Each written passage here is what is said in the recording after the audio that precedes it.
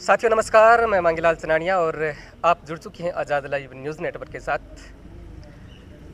साथियों, जैसा कि आपको विदित है कि पंचायत चुनाव बेहद नज़दीक ही होने वाले हैं और इस दौरान आज़ाद लाइव की टीम हर गांव में जाकर, तारानगर तहसील के हर गांव में जाकर जीरो ग्राउंड रिपोर्ट ले रही है। मौजूदा सरपंच जो हैं प्रतिनिधि हैं, उन्होंने गाँव का किस तरह से विकास किया है, कितना विकास करवा पाए हैं, जैसे रोज़गार है, शिक्षा है या गांव की जो मूलभूत सुविधाएं होती हैं उसके प्रति उनका कितना बड़ा रुख रहा है, कितना सहयोग रहा है, सकारात्मकता कितनी रही है, उसके बारे में हम जानने आज हमारी टीम पहुंची है धीरवास छोटा में। और यहाँ के सरपंच प्रतिनिधि कृष्ण जी सहारण हमारे साथ बने रहेंगे, उनसे भी हम जानेंगे कि किस तरह से उन्होंने गाँव का विकास किया है, कायाकल्प किया है। तो बने रहिए, आप वीडियो को लाइक और शेयर ज़रूर कीजिएगा। बहुत ही बढ़िया काम करियो है, जो धीरवासी हो बिन धीरवास बना दियो, धीरवासी हो बिन धीरवास बना दियो। हाँ। क्यों मैं तो बड़ा धीरवास के पीछे ही रहा, 70 सालों में 60 साल हो गयो देखने लाग रहा हूँ। इतो काम, इतो विचारधारा, इतनी शांति के रूप हूँ आज तक होइडो ही को नहीं। आ बात है, देखो वो आदमी भाजा दौड़ी करके इन्ने बिन्ने लोग बाग पीछे भी पड़ा, फिर भी कि बुढ़ानी जी को साथ रहे हो और मेहनत करी तो आज गांव ने अनचमन बना दियो। रणजीत सिंह है। रणजीत सिंह जी, बताओ सरपंच साहब के बारे में क्या कहना चाहोगा? सरपंच साहब हम देखो, क्योंकि पहले तो मैं 4 गांव धीरवास बढ़ा हुआ पहले, फिर 4 गांव में अलग पंचायत बनी, नई पंचायत है। हाँ अच्छा। तो इसमें काम ठीक हुआ है, चाहे रोड का काम हो, चाहे स्कूल के गेट का हो, चाहे हॉल का काम हो, चाहे टीन सेट का काम हो, खुड़ंजे का काम हो, बढ़िया काम हुआ है। और हमारे एक पानी की थोड़ी समस्या है, तो वहाँ ठेकेदार हल्का आया या जो कोई कारणवश इसी है तो कुछ पानी की दिक्कत है, और ऐसी कोई दिक्कत वाली बात नहीं है। सर, सबसे पहले तो हमारे चैनल पर आपका स्वागत और नमस्कार। धन्यवाद मांगलाल जी। सबसे पहले आपके इस आज़ाद लाइव का मैं हार्दिक स्वागत करता हूं मेरी ग्राम पंचायत और मेरे गांव में जी। कि आप अपनी कवरेज करने के लिए इस गांव में आए। और सबसे अच्छी बात मुझे ये लगी आपकी कि आपने आकर के लोगों की बात सुन के मुझे बुलाया जी। गांव के अंदर तरह तरह की समस्याएं भी होती हैं, उनके समाधान, कोई भी समस्या रहती है तो गांव वाले कहाँ जाएं, सरपंच और सरपंच प्रतिनिधि के पास जाएं। तो सबसे पहले आपका ये मुझे अच्छा लगा कि आपने लोगों के साथ साथ मुझे भी आमंत्रित किया है, इसके लिए आपको हमारे गांव में धन्यवाद और आपका स्वागत जी। शुक्रिया। एक नई ग्राम पंचायत बनी है, पहला कार्यकाल है, कितनी परेशानियों का सामना करना पड़ा? मतलब शुरुआती दौर में आपको जिस तरह से गाँव में विकास कार्य आप लाए हैं, राजनीतिक जो आपकी अप्रोच है उसका फायदा आप दिला पाए हैं गांव वालों को? देखो, पहले ये ग्राम पंचायत धीरवास बड़ा में था जी, और मेरी ग्राम पंचायत के पास वाले जो 3 गांव और हैं, डाबड़ी, बड्डी, छोटी और रंगेड़ी, ये नज़दीक की ग्राम पंचायत काड़वास में थे जी। तो पंचायत मुख्यालय से हटके जो गांव होता है उसमें जो आवाम सुविधाएं होती हैं उनका अभाव होता है, यानी बहुत कम काम हो पाते हैं। पंचायत मुख्यालय का ध्यान ज़्यादा रखा जाता है। तो चारों गाँव विकास की दृष्टि से काफ़ी पिछड़े हुए थे। शुरुआती में जब से इस चारों गांव के लोगों ने हमें इस गांव की कमान सौंपी तो इस यहाँ पे क्या कि तरह तरह की समस्याएं थी, विकास के नाम पे जीरो था या कुछ नहीं था। लेकिन इन 5 सालों में शुरुआत के 2 साल तो कोरोना काल में गुजर गए और अब पिछले 1.5 साल में किसी भी ग्राम पंचायत में बजट नहीं आ रहा है। बीच के 2 साल के अंदर ग्राम पंचायत के जो पैसे होते हैं, SFC के, FFC के, सेंट्रल गवर्नमेंट के जो पैसे होते हैं, और पंचायत के पास दूसरे विधायक कोष के पैसे, MP कोष के पैसे, पंचायत समिति कोष के पैसे, जिला परिषद में कोष आता है, उनमें मैंने विधायक जी के साथ मिलकर के, MP साहब के साथ मिलकर के गांव और पंचायत के अंदर जो विकास कार्य होते हैं वो भरपूर कोशिश की और काफ़ी हद तक सुधार भी हुआ है। लेकिन सारी समस्याएं तो 5 साल में नहीं मिट पाती। अब गाँव में मुख्य रूप से पानी की समस्या के बारे में आपको बताया था लोगों ने कि पानी की स्कीम है वो सबसे पहले ये धीरवास छोटा क्लस्टर मंजूर करवा दिया था आज से तकरीबन 3 साल पहले। टेंडर हो गए, ठेकेदार ने काम शुरू किया, तो ठेकेदार क्या है कि वो बहुत बिलो रेट में काम ले लिया और हो नहीं पाया, तो उसका काम अधूरा पड़ा है। लेकिन मैंने स्पष्ट रूप से उस ठेकेदार को बोल दिया कि आपको अगर पेमेंट उठाना है अपना तो काम कंप्लीट करना पड़ेगा। इस गांव में तकरीबन 50 घरों में पानी की समस्या है, बाकी पानी आ रहा है, टंकी बन के तैयार हो गई, लाइनें बिछा दी। कुछ हद तक लाइनें वो ठेकेदार की लापरवाही की कमी है और उसका पेमेंट पूरा का पूरा रोक रखा है। सेंट्रल गवर्नमेंट द्वारा जो स्कीम होती है जल जीवन मिशन, इसके अंदर काम करने के बाद में ग्रामवासी अगर संतुष्ट हो तभी ठेकेदार भुगतान कर पाता है। ग्रामवासियों का मतलब ग्राम पंचायत। तो ग्राम पंचायत से उनको एनओसी लेनी पड़ती है। हमने आज तक उसको कोई एनओसी नहीं दिया है। उनको स्पष्ट बोल दिया कि काम कंप्लीट करो, उसके बाद में आपका पेमेंट होगा।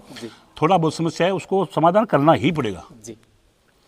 दूसरी, इस गांव में जब ये उच्च माध्यमिक विद्यालय था तो हमने पिछले गहलोत सरकार में इसको उच्च माध्यमिक करवाया और भवन था वो जर्जर था, लेकिन आप देखना उसकी कवरेज करना। इन 5 सालों में मैंने शानदार 6 बड़े बड़े कमरे बनाए विद्यालय के अंदर, इंटरलॉकिंग की है, उसमें एक अच्छा टीन शेड बनाया है। हमारे चारों गाँवों के अंदर 4 स्कूल हैं, चारों में अच्छे टीन शेड बनाए हैं, चारों में ये बाथरूम, शौचालय और पानी की टंकियाँ बनाई हैं, चारों स्कूलों में इंटरलॉकिंग का काम किया है। हमें ये बताइए कि जो मूलभूत आवश्यकताएं होती हैं, खास करके दूर दराज के जो इलाके होते हैं या ग्रामीण तबके की हम बात करें, गरीबी है, अशिक्षा है, जो मूलभूत आवश्यकताएं भी होती हैं, और ये जो कमियां रही हैं पिछले दरअसल 15-20 सालों में आज हालांकि सुधार हुआ है। तो आपके कार्यकाल के एक दौरान आपने जो दायित्व निर्वहन किया है उसके दौरान हमें ये बताइए सर कि कितनी समस्याएं आई आपको लोगों को मोटिवेट करने में, जोड़ने में, और कितना सुधार कर पाए हैं। जैसे शिक्षा की अगर हम बात करें या गरीबी हटाओ उन्मूलन जो प्रोग्राम्स राज्य सरकार या भारत सरकार की तरफ से होता है, करवा पाए हैं। देखो, शिक्षा की बात की जाए तो ये गांव शिक्षा में सामान्य रहा है जी। ज़्यादा अग्रणी भी नहीं कह सकते और ज़्यादा पिछड़ा भी नहीं कह सकते। हाँ, थोड़े समय पहले जब हम स्कूल में जाया करते थे, मैंने 97 के अंदर बैचलर पास BA किया था, तब तक गांव में शिक्षा की बहुत बड़ी कमी थी। मैंने इस बात को महसूस किया और महसूस करके मैंने सोचा क्यों नहीं यहाँ एक शिक्षा का संस्थान स्थापित किया जाए। तो मैंने तकरीबन 1998 में यहाँ एक स्कूल की स्थापना की थी प्राइवेट, और तकरीबन 15 साल मैंने यहाँ बच्चे पढ़ाए। और बच्चे पढ़ाने के दौरान इस गांव के अंदर तकरीबन 50 और 60 ऐसे बच्चे हैं जो मेरे पास पढ़े हुए उस पदों पे नौकरी कर रहे हैं, और शिक्षा का काफ़ी मात्रा में सुधार हुआ। इसके साथ साथ मैं यहाँ प्राइवेट स्कूल चलाता था, तो गांव में जो सरकारी विद्यालय था, मिडिल था, तो हमने और सरकारी स्कूल के जो स्टाफ था सामने समन्वय से बच्चों की शिक्षा जान दिया। हम सब मिलके करते थे। मैं कभी वाद विवाद नहीं किया, बच्चों की पढ़ाई के प्रति कंपटीशन किया। हमने जो खेल की उस समय में एक टूर्नामेंट करवाया था, यहाँ की बच्चियों को और बच्चों को स्टेट तक लेवल तक पहुँचाया था खो खो के अंदर, और 1-2 बच्चे नेशनल भी खेले थे। उसके बाद में किसी कारणवश मेरा उस शिक्षा से जुड़ाव टूटता गया और मैं राजनीतिक तक प्रेरित होता गया। उस समय में 2008 के अंदर हमारे मिडिल से ये माध्यमिक विद्यालय जब बना, माध्यमिक विद्यालय क्या था कि ये सितंबर में स्वीकृत हुआ था, तो उसमें ये स्थिति आ गई कि सितंबर के अंदर विद्यालय के अंदर एडमिशन के लिए बच्चे नहीं थे।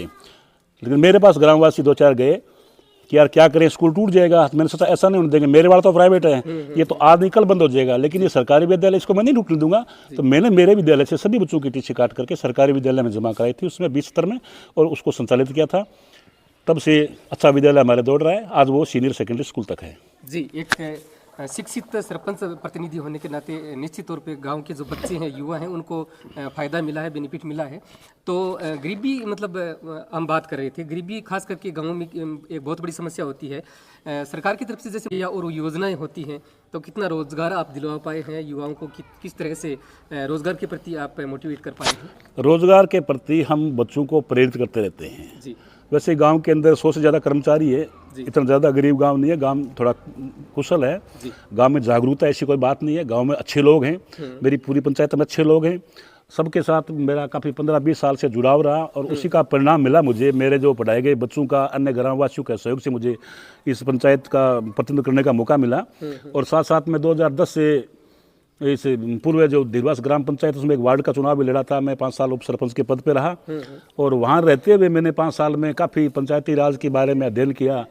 और 2014 के लोकसभा चुनाव में जब यहाँ से कांग्रेस काफ़ी पिछड़ रही थी, तो इस गांव में काफ़ी अच्छा मुझे प्रोत्साहन मिला, और इसकी एवज में मुझे कांग्रेस के वरिष्ठ लोगों से मिलने का सौभाग्य प्राप्त हुआ।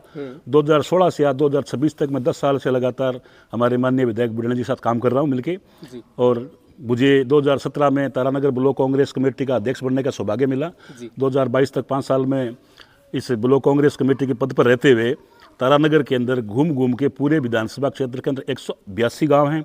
ऐसी 82 गांव में हमारी टीम बुढ़ानी जी मिलकर के कांग्रेस पार्टी को मजबूत किया, और यहाँ 2000 के बाद में पहली बार तारानगर में कांग्रेस का प्रधान बनाया, और पहली बार 20 साल के दायरे में तारानगर में चेयरमैन कांग्रेस का बना, और विधायक भी काफ़ी लंबे समय के बाद में कांग्रेस का बना और खूब लंबे समय के बाद में कांग्रेस का MP यहाँ से जीत के गया है जी सभी कार्यकर्ताओं की मेहनत के बदौलत। जी, जैसा कि आप बता रहे हैं कि बुढ़ानिया जी का साथ और सहयोग रहा है, और फिलहाल अगर हम चूरू जिले की बात करें तो सांसद महोदय भी कांग्रेस से निकल कर आए हैं, तो आपकी जो राजनीतिक पहुंच है उसका गांव वालों को कितना फ़ायदा पहुंचा है, कितनी सहूलियत हुई है कि जिस तरह से मतलब गांव के जो काम होते हैं उसको आप मंजूर करवाने में कितनी देखो सफल रहे आप? ग्राम पंचायत के विकास के जो पैसे होते हैं ना वो काफ़ी आयाम होते हैं उसके।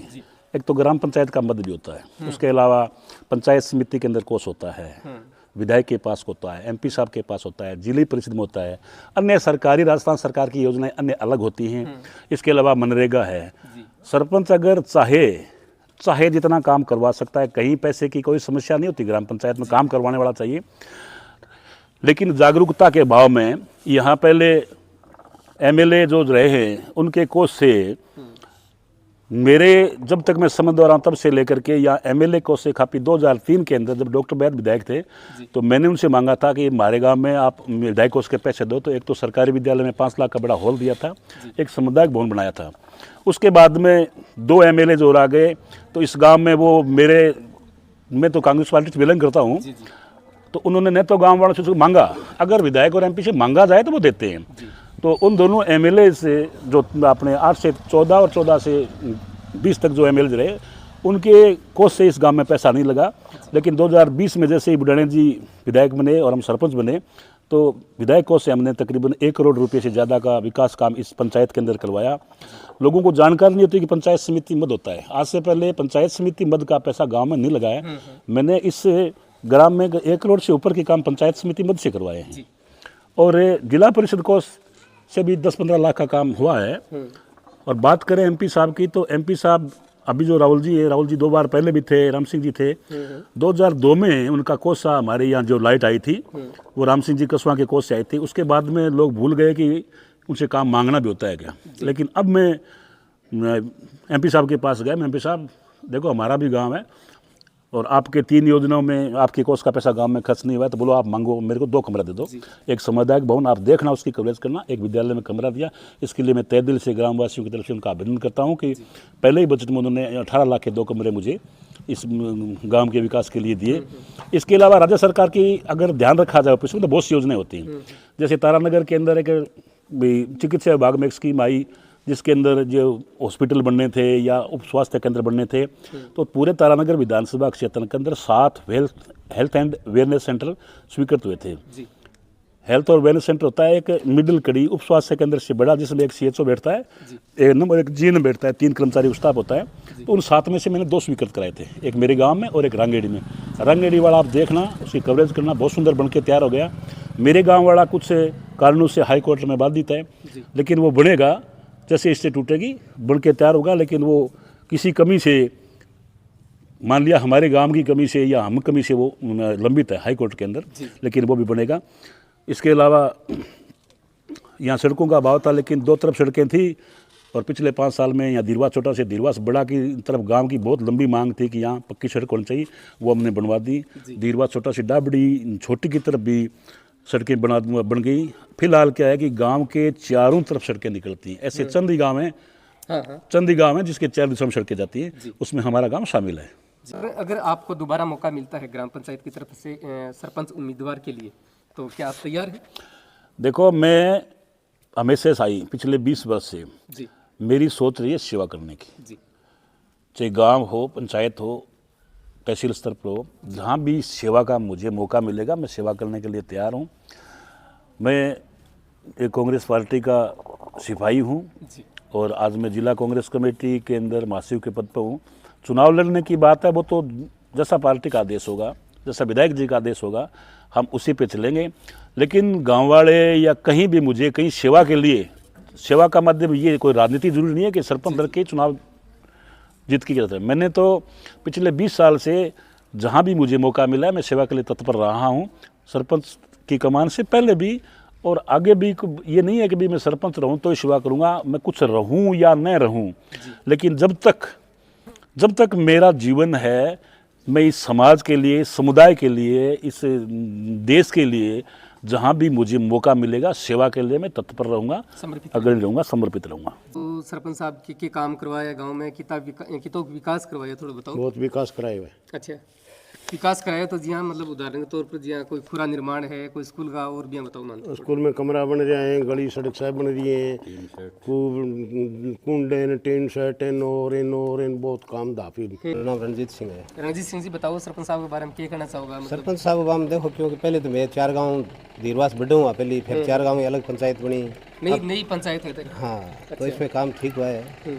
चाहे रोड का काम हो, चाहे स्कूल के गेट का हो, चाहे हॉल का काम हो, चाहे टीन सेट का काम हो, खुड़ंजे का काम हो, बढ़िया काम हुआ है। और हमारे एक पानी की थोड़ी समस्या है, तो वहाँ ठेकेदार हल्का आया या जो कोई कारणवश इसी है, तो कुछ पानी की दिक्कत है, और वैसी कोई दिक्कत वाली बात नहीं है।